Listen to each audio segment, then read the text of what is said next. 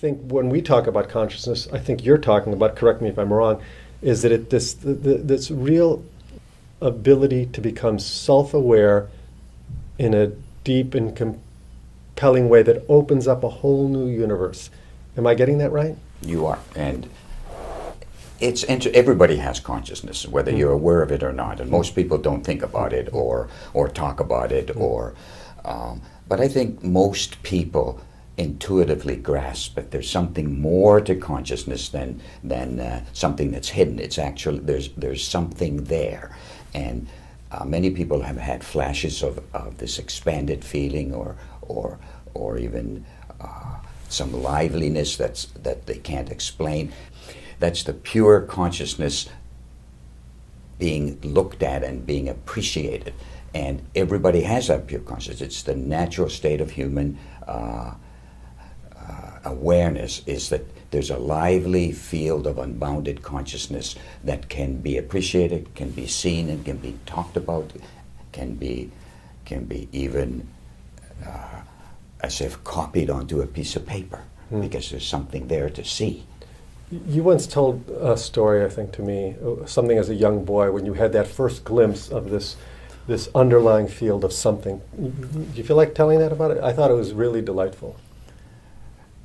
Well, my experiences or glimpses of these kind of experiences started many years ago in Finland. Maybe I was 5 or 4 years old. Okay, so it was cold. I was wearing a heavy felt coat. And every day I'd go outside. That was the habit, put a kid outside. And, little boys have this, let's see what happens if I do this kind of sense to them, right? Mm-hmm. So there was this basement window there, that about this level, and I was, about the same height.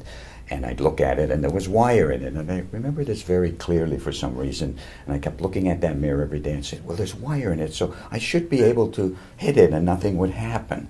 So I picked up a rock one day and started banging this window. And the next thing I knew, that my father had grabbed me by my coat collar, and it was a bit of a shock. And immediately my consciousness expanded. This silent field of unboundedness.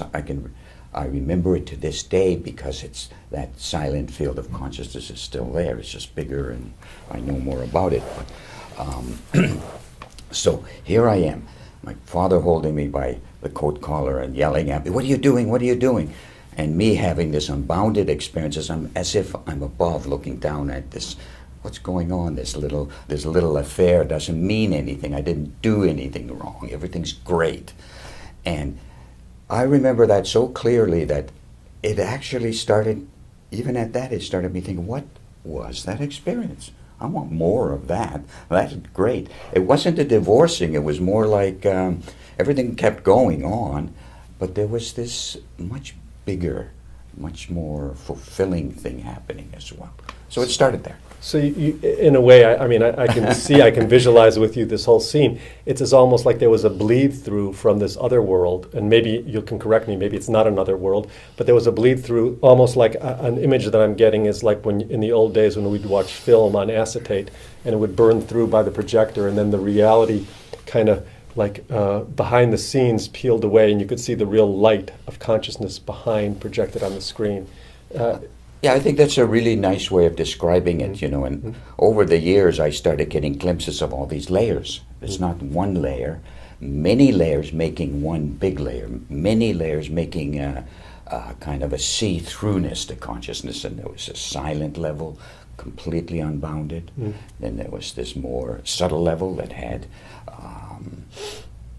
structure to it, or beautiful things to it, beautiful sights to it, and then there's this so-called gross relative in it. To me, it's all one, and even then, I realized it was one continuum of experience. So you really began to see this as a continuum from the Yes. subtlest level Absolutely. to grosser and grosser level. Absolutely. Not like two different realities. No, one reality, many, it's like a human being, we have millions of atoms or billions of atoms and more, and molecules and physical systems and the head and the arms and everything. So complicated, right? Huge physiology, complicated. But that physiology generates this very simple experience.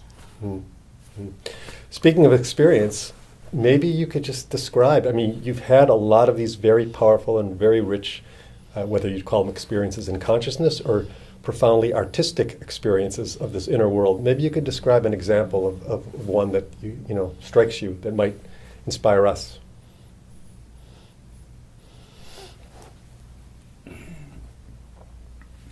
You know, the most satisfying aspect of consciousness to me is the benefits that you get from having that experience of pure consciousness. There's a benefit inside the experience of self-awareness.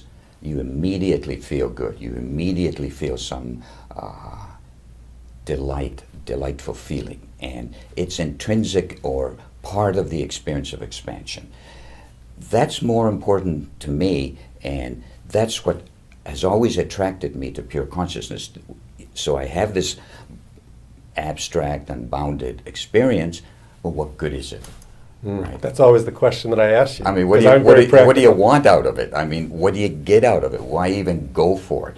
You go for it because, like any experience, you know, for instance, when I was a kid, maybe I was 13 or 14 years old, I wanted a bicycle. And I had been pestering my father, buy me a bicycle, please get me a bicycle, and I'll have all this freedom. And so finally he bought me a bicycle. It was kind of an old thing, and it was house paint blue and all kinds of stuff. But I loved that bicycle. I think I loved it more than my parents. I loved it more than anything in the world. That was great. I ride it around.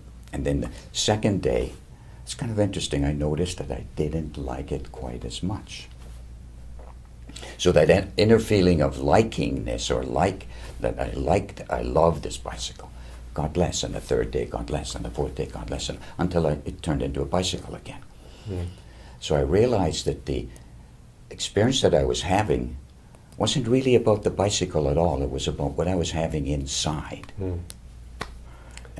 You know what I mean? And that's what I mean about consciousness. It's the effect of having that experience that is so delightful.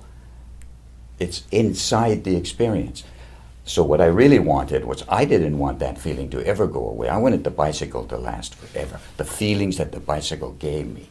And that's something somehow enfolded or embedded within this deeper experience of Absolutely. consciousness or self-actualization or self-illumination, whatever you would want to call it.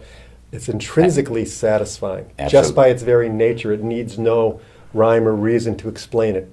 And it attracts you to go in that direction. You don't need any more motivation. Just the fact that you like it, you go for it.